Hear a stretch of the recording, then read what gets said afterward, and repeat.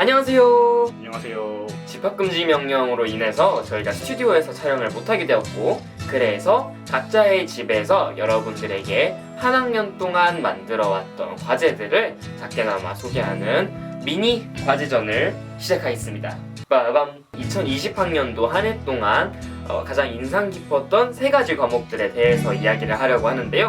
산업디자인과 1학년은 1학기 때 기초평면, 기초입체, 자유현상과 표현기법 1, 그리고 디자인사 강의를 듣게 됩니다. 그리고 이 자유현상과 표현기법 2, 그리고 컴퓨터 그래픽스 입문이라는 강의를 듣게 되는데요. 먼저 모든 미대생들이 거쳐가야 하는 필수 수업 중 하나인 기초 입체 1, 그리고 시각 디자인 전공의 하나는 2가지 과목 사진 2하고 타이포그래피 1. 저는 기초평면, 자유현상과 표현기법, 컴퓨터 그래픽스 입문 이렇게 3개의 수업의 과제물을 소개하겠습니다.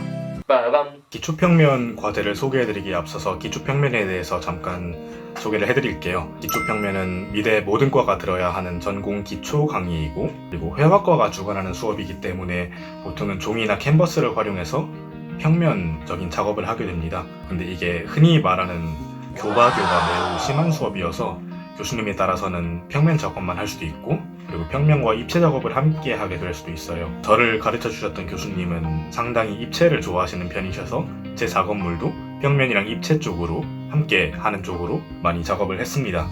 네, 저희 첫 번째 기초평면 과제입니다. 한번 자세하게 보여드릴게요. 과제물의 재료는 오일 파스텔, 그리고 아크릴 물감, 옆에 입체물들은 우드락을 잘라서 사용했고요. 제가 표현하고자 한 바는 사람들이 지키려고 하는 그런 자신의 동심이나 가치관, 그런 지키려고 하는 의지를 표현한 그림입니다. 위에 보이는 술록은 그런 지키려는 결연한 의지를 표현했고, 아래 보이는 코끼리 매머드는 그것을 위협하는 존재로 상당히 공포스럽게 표현하려고 노력을 많이 했습니다. 자세히 보시면 코끼리 눈을 아주 거칠게 표현한 게 특징이라고 생각을 합니다. 그리고 이건 제 2번째 기초평면 과제인데 3D 펜이랑 천, 그리고 스티로폼 공을 사용했고요. 이거는 여기 보이는 이런 선들, 억압을 상징하는데 억압 속에서도 피어나는 아름다움, 또 그런 의지들 같은 거를 표현을 했습니다. 이거는 기초평면이라는 과목명이라는 다르게 다소 입체적으로 표현된 작품이고요. 이것도 아까 말씀드렸듯이 교수 바이 교수, 교바교에 따라서 많이 달라질 수 있는 과제의 형태이기 때문에 참고해서 봐주시면 감사하겠습니다. 빠밤. 네, 먼저 기초 입체 1입니다. 원래 손으로 뚝딱뚝딱 만드는 걸 좋아하는데 이 수업에서 여한이 없게 많이 만들어냈고요. 2 작업 다 우드봉과 원목이 주 재료였고, 중간 작업 같은 경우에는 철과 알루미늄이 포함이 되었고요. 기말 과제에서는 석고를 핸드캐스팅으로 만들어냈습니다. 먼저 중간 과제는 제목이 무릉도원이에요.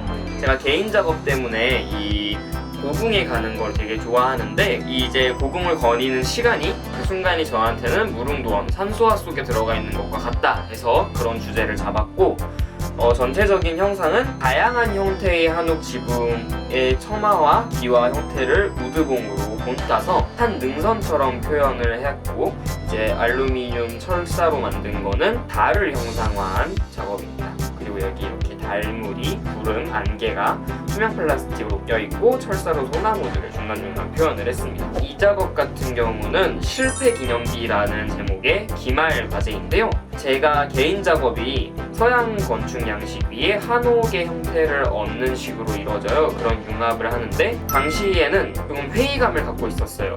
너무 1차원적으로 합쳐놓기만 하는 작업이 아닌가? 라는 생각에, 그래서 그 점을 성찰하고 극복해서 새로운 작업으로 나아가자는 기념비라는 형태를 갖고 있었고, 이렇게 보시면 제 손 형태를 그대로 본딴 석고가 이 서구 고전주의 건물을 뚫고 나와서 억지로 기와집을 얹으려고 하고 있는 발악하는 그런 상황을 표현했습니다. 그 와중에서 건물도 다 부서지고 제 손가락도 부서지면서 이건 스스로 자기 파괴적인 작업이다 라는 메시지를 담고 있습니다.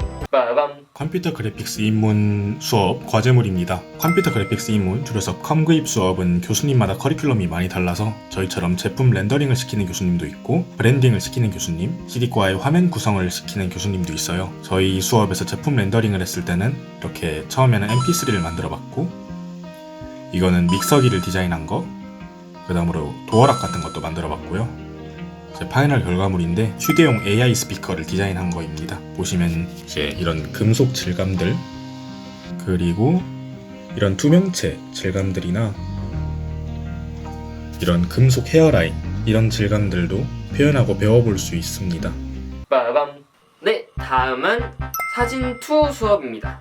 사진 투 수업의 기말 과제는 10장의 사진을 제출하는 것이었고, 저는 이제 나의 스물은이라는 주제로 제목은 문이 열리고로 프로젝트를 제출했습니다. 총 10장의 문들을 같은 규격으로 사진을 촬영했는데 2020년 한 해 제가 20살을 살면서 드나들었던 문들에 대한 이야기입니다. 우리는 코로나 바이러스로 인해서 일반적인 것보다 절제되고 억압당하는 20살을 보냈어요. 그 아쉬움을 이 프로젝트에 담았고, 제가 꼭 들어가고 싶었던 열망의 문, 그리고 일상이 되어버린 반복의 문, 제 스트레스를 풀 수 있었던 해소의 문, 이렇게 3가지 분류로 나눠서 작업을 진행했습니다. 작업은 35mm 필름으로 이루어졌는데요. 이게 작업을 진행했던 35mm 필름 카메라입니다. 제 할아버지 때부터 물려받아서 이 친구는 45살 정도 됐고요. 이걸로 사진 작업에 흥미를 시작해서 지금 주작업 카메라는 중형이에요. 사진 3에서는 본격적으로 이 친구를 가지고 작업을 할 예정이고, 이제 겨울방학 때부터는 좀 더 작업을 활발하게 할 예정입니다. 이게 35mm 소형 필름이고요. 이게 120mm 중형 필름입니다. 사이즈가 확실히 차이가 나죠. 필름 사진에 관심이 있는 새내기 분들이 있다면 꼭 힙스를. 네, 그 다음은 자유현상과 표현기법이라는 과목의 과제물들인데요. 지금 여기 보시는 것들이 과제물입니다. 네, 순서대로 설명을 드려보자면, 이거는 제품 디자인 프로젝트를 할 때 했던 과제물들이에요. 저는 전기밥솥을 선택해서 그거를 마카랑 펜으로 렌더링을 했고요. 여기 보시면 펜들이랑 마카 선들을 볼 수 있어요. 그동안 입시생들은 물감이나 연필 같은 것만 많이 다뤄와서 마카라는 재료가 조금 생소할 수도 있는데, 직접 종이에 그려보면서 또 동기들이랑 화방 가서 이 색깔 저 색깔 비교해보고 이러는 재미가 있었던 수업인 것 같습니다. 그 다음 프로젝트가 공간이었었는데, 영화에 나오는 공간을 하나 선택을 해서 새롭게 디자인하고 스케치해보는 수업이었어요. 저는 이렇게 처음에 연필로 드로잉을 했고, 그 다음에 이거를 펜으로 따서 트레이싱지에 이렇게 다시 그렸습니다. 선들이 좀 명확해졌죠? 그리고 이거의 경우에는 포토샵으로 채색을 했었는데, 자유현상과 표현기법 같은 경우에는 산디 1학년에서 산디과가 주관하는 전공이기 때문에 산디에서 요구하는 그런 투시나 표현기법, 마카 렌더링 이런 거를 배우는 수업이라서 다른 실기 수업에 비해서는 조금 투시도 정확해야 되고 명암도 맞아야 되고 이런 요소들이 조금 커요. 그래서 실기 수업들 중에서는 손그림 기술을 가장 많이 요구를 한다 라고 말씀드릴 수가 있겠고요. 물론 이것도 교수님마다 달라서 교수 바이 교수라서 교수님마다 조금 차이가 있을 수는 있겠습니다. 하지만 대체로 자유현상과 표현기법은 산디과에서 쓰는 드로잉 기술을 배우는 수업이다 라고 생각을 하시면 될 것 같아요. 빠밤. 미니 과제 전 마지막 과제 타이포그래피 1입니다. 타이포그래피 1에서는요, 저만의 서체를 디자인을 하고 문단까지 확장을 한 후에 글꼴을 알아볼 수 있는 글꼴 견본집을 만드는 것이 최종 과제였습니다. 그렇게 만들어진 저의 서체 마르코폴로체이고요. 마르코폴로라는 동서양 문화권의 어떤 연결다리 같은 인물을 상징으로 시작은 만년필의 날카로운 획, 그리고 끝은 두세 유연한 획으로 만들어진 제 서체를 상징했습니다.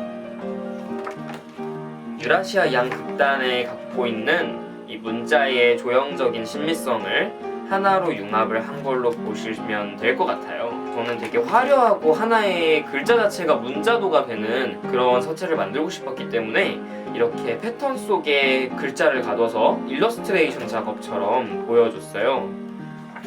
이렇게 글자, 음절, 단어로 보면 예쁜데 이게 문단으로 가면 사실 저는 조금 마음에 안 듭니다. 네, 그게 아쉽고요. 이게 350자 문단이고 타이프한 게 아니라 하나하나 일러스트레이터 프로그램으로 다 그린 거예요, 글자를. 이제 만약에 만들다가 앞에 만들어 놓았던 글자가 겹친다 그러면은 막 자리에서 일어나서 춤추고, 근데 또 어두자음군이나 아니면 쌍자음이 나온다 그러면 조용히 눈물을 뚝뚝 흘리고 그런 학기였습니다. 빠밤! 구독과 좋아요, 알림 설정까지! 와, 이거는 아무리 많이 해도